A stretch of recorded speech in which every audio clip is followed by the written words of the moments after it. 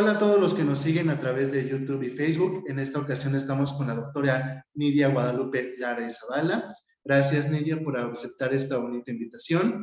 Y pues comencemos con lo primero. Dinos cuál es tu nombre, los grados académicos que tienes y dónde los has cursado, y también en qué temas o autores de la filosofía te especializas. Ok, mi nombre es Nidia. Yo me llamo a mí misma Nidia Lara Zavala. El Guadalupe y el I los brinco, así es que soy Nidia Lara, más cortito. Estudié la carrera de filosofía y cuando yo estudié nos permitían en la licenciatura tomar muchas materias de maestría y doctorado. Con una entrevista que hacíamos con el profesor, nos permitían tomar la clase con los estudiantes de maestría y doctorado. Y yo cursé casi toda mi carrera vía entrevistas de maestría y doctorado. Entonces, cuando me tocó ya elegir mi posgrado, elegí biomédicas, investigación biomédica básica, ¿sí? Y me dediqué a los problemas filosóficos de los modelos computacionales inspirados en sistemas biológicos, que está lleno de problemas filosóficos. Entonces dije yo que eso es una bonita maestría. Fue tan bonita que hice la maestría y el doctorado en investigación biomédica básica en el área que se conoce como biomatemáticas, que son modelos computacionales inspirados en sistemas biológicos, ¿sí? Por supuesto que ahí tuve mucho contacto con tecnología, con ciencias, y mucho tiempo me dediqué a la filosofía de la mente, la filosofía de la percepción, junto con cibernética e inteligencia artificial. O sea, de una formación un poco rara, ¿sí? Poco común entre los filósofos. Y bueno, acabé trabajando de tiempo completo en un instituto, no, todavía era el Centro de, de Ciencias Aplicadas y Desarrollo Tecnológico.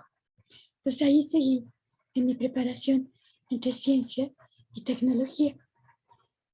Luego tuve problemas con el director y me pasé a la Facultad de Ingeniería, en donde la verdad fui muy feliz.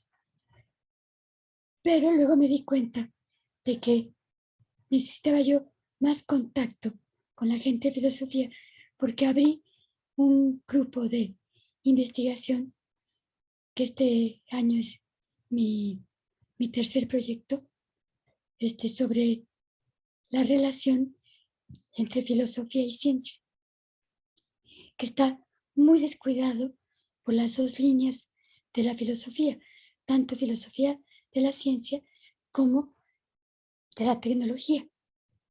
Entonces empecé a ver primero el papel de la tecnología en la ciencia.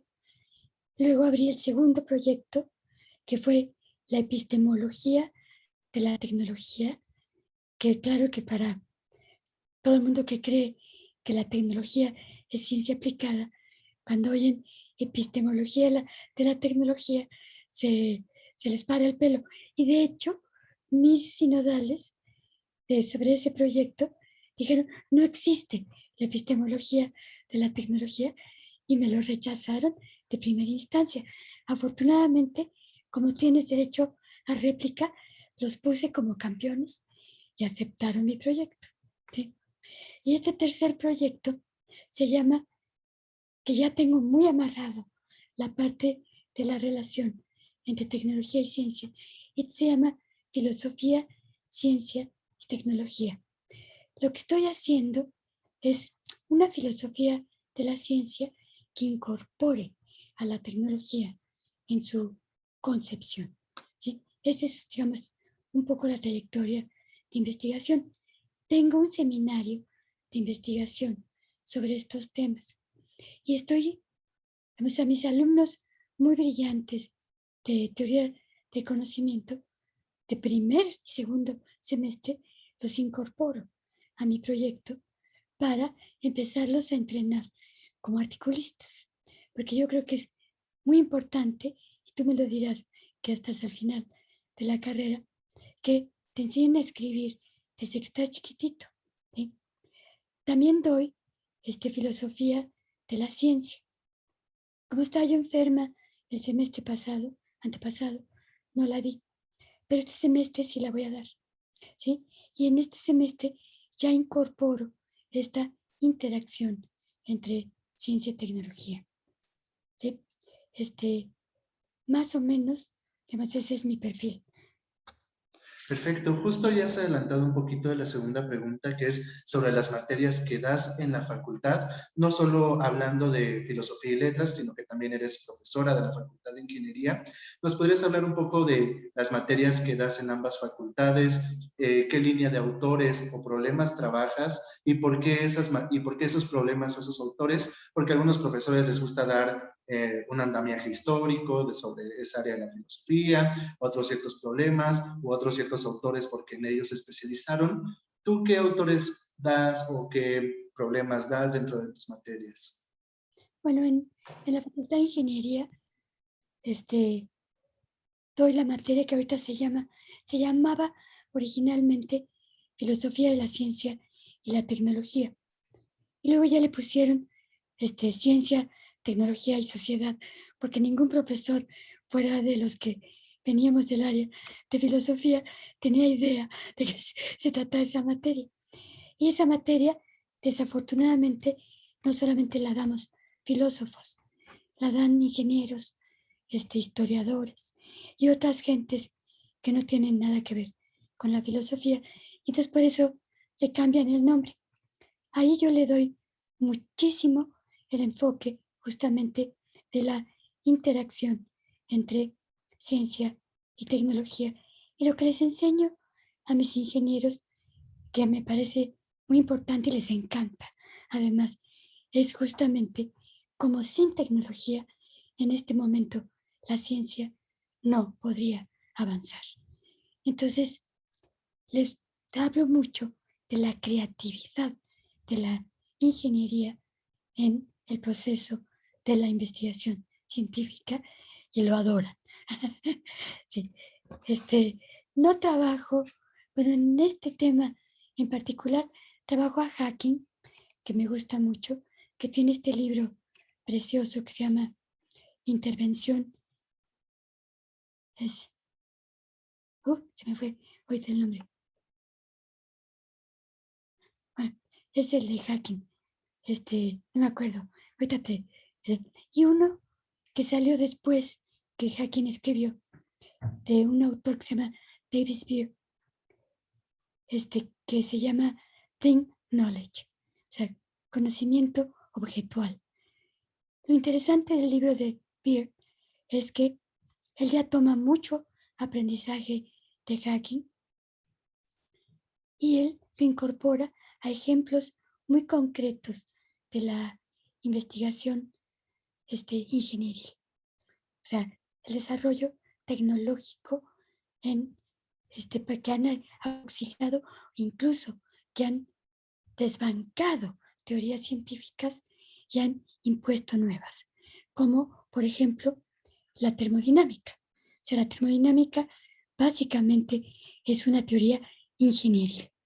Y luego, ya que está estructurada, lo toman los científicos y la incorporan a su disciplina como una disciplina científica porque pasan de la parte más fenoménica, que es lo que trabaja el ingeniero, a la parte más teórica, que es donde se introduce que el calor o la temperatura es un choque de partículas. Esa es la versión científica, pero todo el background y el lenguaje se los dieron los ingenieros. ¿Sí? Y estas anécdotas no se conocen mucho y como eso tengo varios ejemplos. Entonces, claro que los ingenieros se fascinan. En teoría del conocimiento, que siempre ha sido una de mis pasiones, la epistemología. La epistemología, yo la trabajo también de una manera un poco diferente a la tradicional de la facultad, o sea, la línea de la facultad. En el primer semestre yo empiezo con el problema de Heráclito y Parménides, ¿sí? Uno que es la experiencia sensible, y lo que te marca la experiencia sensible es que todo el universo está en constante cambio, ¿sí? Y eso te presenta una serie de problemas filosóficos, sobre todo en epistemología, hoy en ontología. Si todo está cambiando, ¿cómo qué conozco? ¿Y cómo conozco lo que está cambiando? Es una pregunta muy interesante y que en realidad siempre te lleva un poco al escepticismo. ¿Mm? Y lo remato con Parménides, que es el filósofo del ser, que es el que le gusta a los filósofos, ¿sí? O sea, lo que está ahí, en términos absolutos, incambiable, imperecedero, etcétera, etcétera. Entonces, con este contraste entre empirismo y racionalismo, construyo todo el primer semestre de teoría del conocimiento. Platón, por ejemplo, que fue alumno de un heraclitiano y luego de Sócrates, que era Parmenidio hasta la pared de enfrente. Entonces, como el teteto es es una, es un intento de Platón de platicarte de su propia formación. Y claro que acaba criticoneando a, a los heraclitianos, ¿sí? Y entonces de ahí se pasa a la República, a Parménides, ¿sí? Con la teoría de las cavernas, que te tienes que salir de los sentidos. Y entonces el problema que te deja Platón, que es un problema muy feo, es no conozco cuando estoy ligado a mi cuerpo. Es esto pues, que te crea tu mamá, porque a mí lo que me interesa es conocer en vida, ¿sí? Pero aprovechando este inter de la República, donde Platón crea este tercer mundo, yo hago una trampa horrenda y me brinco a Frege, que es el papá de la filosofía del lenguaje. ¿Sí? Entonces le doy el twist lingüístico junto con el problema platónico para explicar cómo Frege lo que logra es no considerar a los sentidos como fuente de conocimiento, sino al lenguaje y al mundo natural. Entonces te da una visión que te empata el problema que estaba yo trabajando desde Heráclito y Parménides con una solución completamente distinta y ya en el siglo XX. De ahí me brinco otra vez para atrás y doy a Aristóteles, porque Aristóteles tiene esta teoría de las cuatro causas que yo creo que siempre tenemos que tener en la cabeza, y ahí termino mi primer semestre. Mi segundo semestre entro con esta polémica que hubo justamente antes de que surgiera la filosofía moderna con Descartes, que es el problema entre el teísmo y el deísmo, en donde se plantea el principio causal, que luego se va a retomar en Descartes y en otros muchos pensadores, y en donde se cree que la explicación de la naturaleza tiene que tener un origen, ¿sí? Un origen que puede ser los átomos, que ya no son átomos, ahora son partículas, ¿sí? Pero entro con Descartes y ahí, digamos, como no me voy a dedicar en ese momento a la ciencia, sino a la epistemología, lo que presento es la teoría epistémica cartesiana y con eso incorporo este problemón que es el mentalismo. El mentalismo no tiene solución, ¿sí? Y si alguien quiere, no la tiene. Y además nos deja demasiados problemas abiertos que yo trabajo cómo van los distintos filósofos de los siglos 17 y 18 capoteando para ver si tiene alguna vía de salida el problema cartesiano, el mentalismo o el representacionalismo o como le quieran llamar,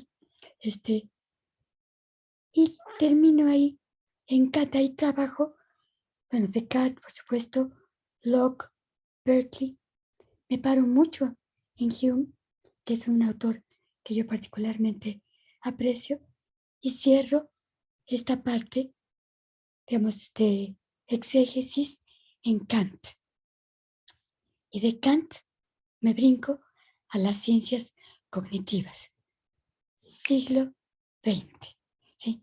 Y entonces involucro con los mismos problemas que me deja desde el cartesianismo, que trata de solucionar Hume y que supuestamente soluciona Kant, que no es cierto, no lo soluciona. De ahí me agarro de las ciencias cognitivas para explicar cómo estas posturas que están trabajadas en los siglos XVII y XVIII son vigentes hasta el siglo XXI con las ciencias cognitivas, ¿sí? O sea, que no hemos avanzado nada en epistemología. Y cierro este semestre con un pensador que le gusta mucho a mi profesor adjunto, que es con Floridi, que ya es una postura muy computacional de la epistemología, ¿sí? Y donde con Carlos he tratado de darles enfoques diferentes a los que se vienen arrastrando de los siglos XVII y XVIII. Y ahí cierro el programa, ¿sí? Ya los dejo instaladísimos para filosofía de la mente, filosofía del lenguaje, filosofía de la ¿cómo se llama? Metafísica, por supuesto, y filosofía de la ciencia, ¿sí? Bueno, Y justo entonces, hablando, perdón, creo que ibas a empezar con ese. Y justo hablando ahora de filosofía de la ciencia, que lo retomas este semestre, ¿qué vas a revisar? mira, como he trabajado mucho en, en estas interacciones entre ciencia y tecnología, aquí el programa lo armé con Carlos, que es un programa muy interesante, porque empezamos justamente o sea, las teorías científicas actuales, ¿sí? ¿Cuáles son en este momento las teorías científicas que digamos, que están en el mero pandero, ¿sí? Y sobre eso vemos los problemas que está trabajando la filosofía de la ciencia actualmente, y lo que más me interesa es en la última parte dar porque tengo que dar los clásicos. Es una materia, digamos, obligatoria, por lo tanto tengo que trabajar positivismo lógico o empirismo lógico, como lo quieras llamar. Además fue positivismo en Europa, cuando se vino a América fue empirismo, y luego el problema de Popper, que es esta, este intento de saber la diferencia entre ciencia y pseudociencia, que en Popper fue un fracaso, pero hay muchas cosas que rescatarle, de todas maneras. Luego trabajo a Kuhn, por supuesto, que es otro clásico, y de ahí nos vamos, o sea, cerramos con el naturalismo, que ya es, digamos, una postura que yo odio, pero que a Carlos le gusta, ¿sí? Que es la idea de que la filosofía debe de asumir los resultados de la ciencia.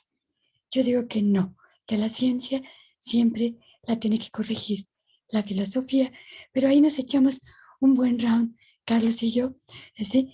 Y cerramos ya con problemas que se están trabajando en filosofía de la ciencia actualmente, como es el problema de la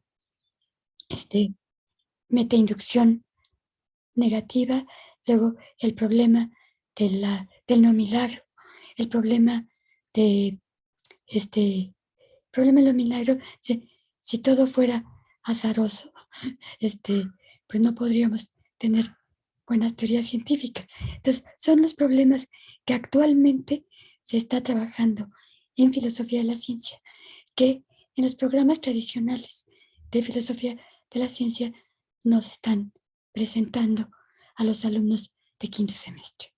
Entonces, por eso es mi interés, ¡pum!, meterlos ya a la línea viva de filosofía de la ciencia. Y esos son mis programas. Perfecto.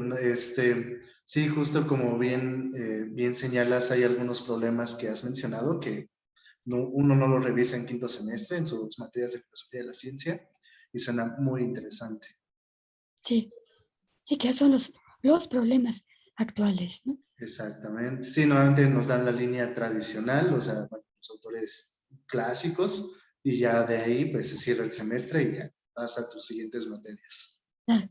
Y nadie se mete a filosofía de la ciencia porque lo que han dicho los tradicionales pues es un poco fuera de lugar.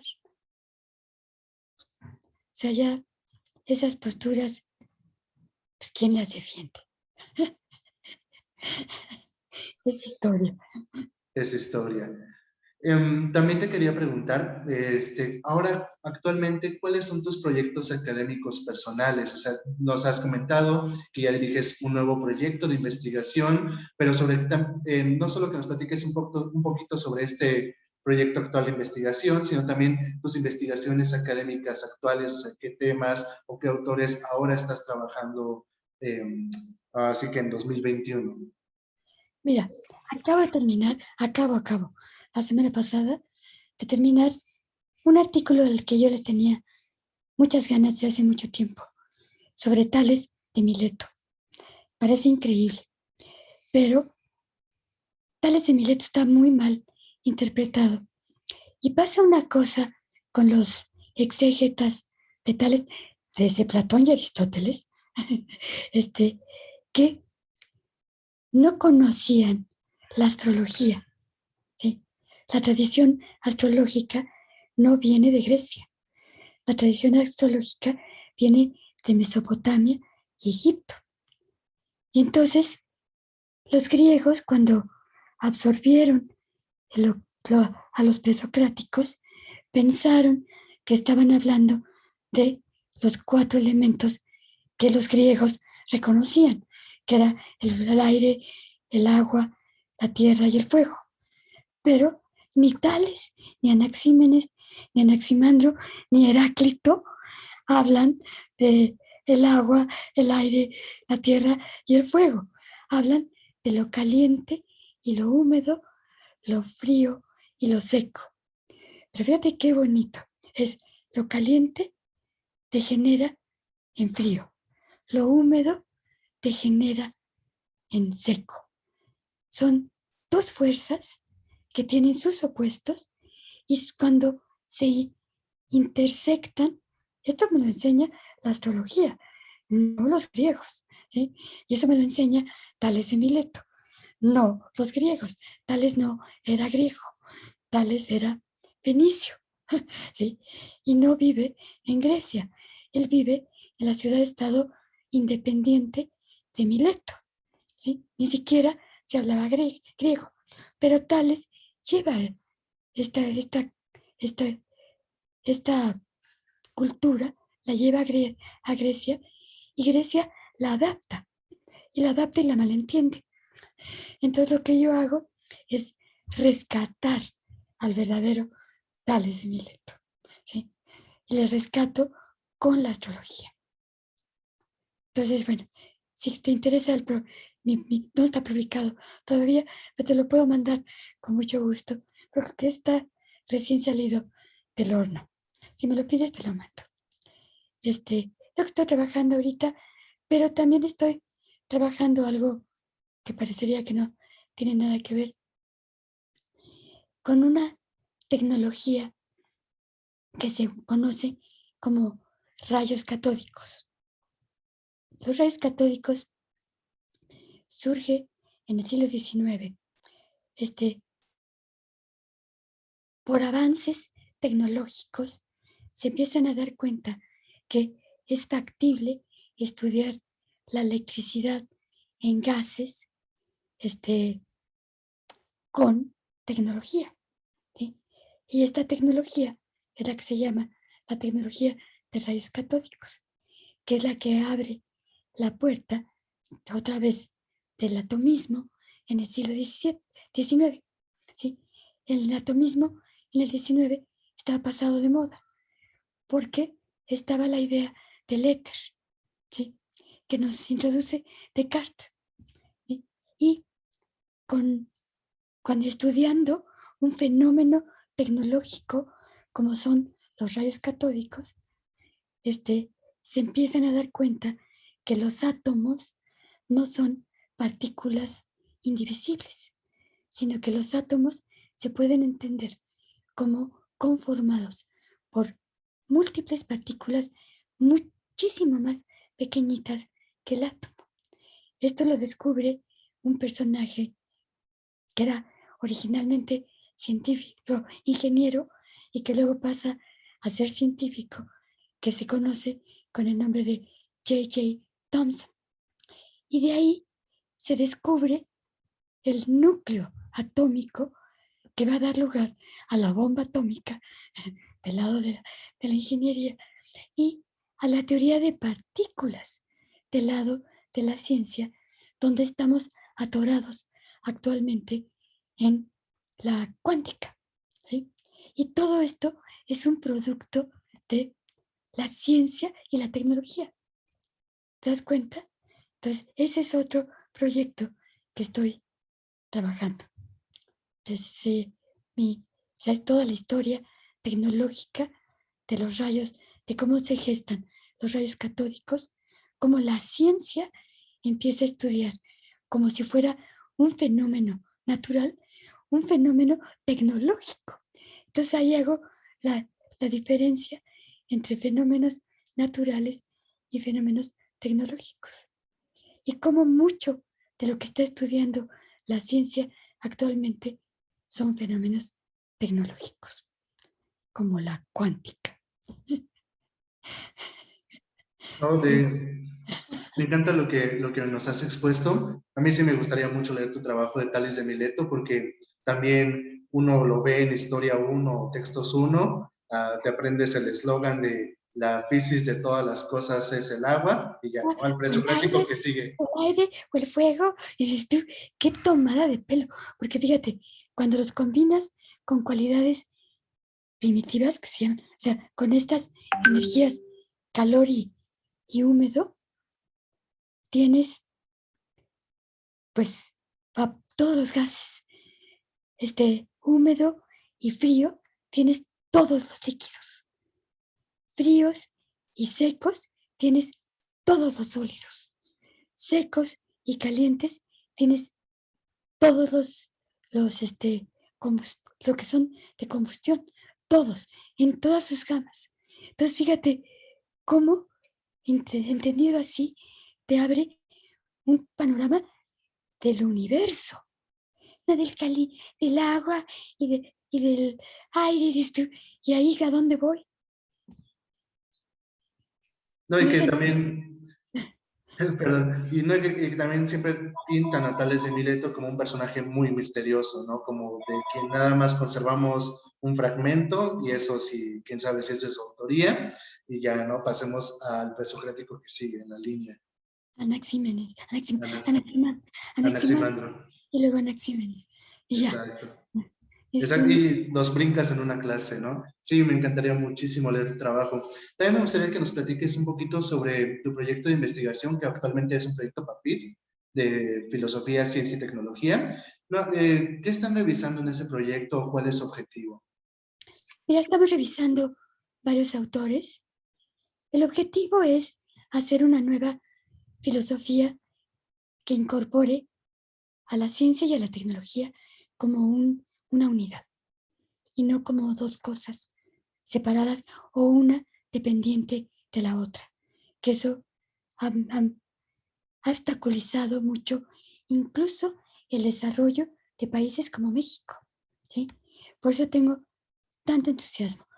Vemos a hacking, algunos problemas de hacking, vemos, yo trabajo con un autor que, digamos, yo diría que es el primo hermano de mi investigación, que se llama Hans Rader, que él tiene también libros publicados sobre filosofía de la ciencia experimental, pero él trabaja más experimentación que tecnología. Nosotros trabajamos más tecnología, que claro, llegamos a la experimentación, pero nuestro eje es la tecnología. Entonces, poniéndolos juntos, salen cosas nuevas. Ya no seguimos a ningún autor, ¿sí? Estamos haciendo una filosofía viva del siglo XXI. Entonces me dices, ¿a qué autor trabajas? A todos y a ninguno. Todos los que tengan que ver con nosotros, generalmente para criticarlos o para usarlos como plataforma para seguir avanzando.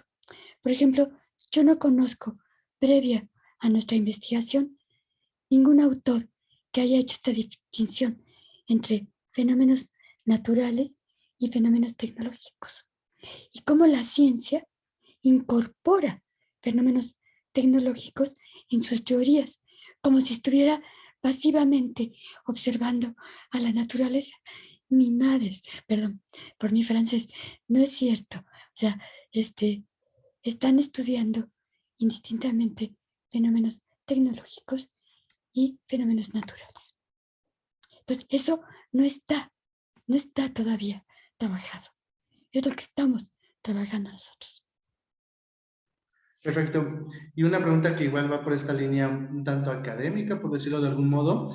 Si alguien quisiera trabajar contigo de cerca, no sé, su proyecto de titulación, como su tesis o artículos, o quisiera formar parte de tu proyecto de investigación, ¿qué debe tener en cuenta para poder trabajar contigo? ¿Por qué esta pregunta? Porque algunos profesores piden que ya sepas ciertos idiomas, o que solo debas trabajar estos autores, o que debas asistir a todos los seminarios que se coordinan bajo ese proyecto.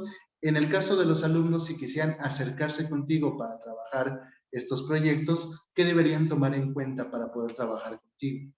Mira, desafortunadamente, la poca literatura que hay sobre esta interacción entre ciencia y tecnología, esa literatura está en inglés. No quiere decir que sean autores ingleses, sino que, por ejemplo, Rader es holandés, pero pues tiene que publicar en inglés. Entonces, nosotros pedimos como un requisito el inglés, pero a mí me basta que tenga interés en la relación ciencia y tecnología para ser muy bienvenido. Yo los entreno. Perfecto, me alegra mucho saber eso porque sí hay algunos compañeros que luego pues están interesados en trabajar estos temas de cerca, ¿no? Y como te decía, el objetivo de de estas cápsulas es que conozcan a los profesores con los que pueden acercarse, a los proyectos que se pueden integrar. Y justo no había visto yo un proyecto de filosofía, ciencia y tecnología, así en conjunción esas tres cosas, o como tú dices, no verlas por separado, sino como un conjunto, una Unidad, unidad. claro. Por eso se llama filosofía, ciencia y tecnología, porque es unirlas las tres. Mm. Déjame comentarte antes de que te vayas algo muy importante para mí. Yo trabajo mucho cuestiones de cibernética e inteligencia artificial, que a veces los chicos tienen interés en hacer sus tesis sobre esos temas y, los rechazan porque no saben quién trabaja esos temas. Yo los trabajo y que están muy ligados a filosofía de la mente, filosofía del lenguaje. Entonces, como ya epistemología, por supuesto. Entonces son chicos que yo aceptaría como tesistas con mucho gusto. Justo dijiste un tema muy, bueno, hoy en día muy popular, ¿no? Inteligencia artificial es algo que está siendo muy llamativo en algunas áreas de la filosofía y como proyectos de titulación para algunos alumnos. Claro. Muy bien, Sí. Lidia. Esa era la última pregunta, pero ¿algo más que desees agregar a esta cápsula? No, yo creo que ya me pasé. Pero, pero ojalá, este, que los chicos que estén buscando temas vivos de investigación relacionados con filosofía de la ciencia y la tecnología se me peguen. Yo con mucho gusto los incorporo. Tengo, además de mi grupo, es un grupo interdisciplinario, no te lo he dicho, pero tengo gente de ingeniería, de, bueno, por supuesto, de filosofía, tengo historiadores, tengo abogados, porque esto se liga muy bien con las políticas científicas, tecnológicas de América Latina en general, ¿sí? Entonces, por eso tuve que incorporar otras disciplinas dentro de y tengo físicos. Pues, de hecho, tengo ahorita más físicos que ingenieros. Odian mi trabajo, pero les llama la atención. Entonces ahí están conmigo. Perfecto, Nidia. Entonces, en este momento cerramos esta cápsula. Yo te agradezco mucho haber aceptado nuestra invitación para participar y De nos nada. vemos en la próxima y esperamos Agradezco tenerte. la invitación, porque de otra manera esto no se sabe. Así es que creo que es una gran iniciativa y los felicito a ti y al grupo que está trabajando contigo. Muchas gracias. Hasta luego, bonita tarde. Igualmente.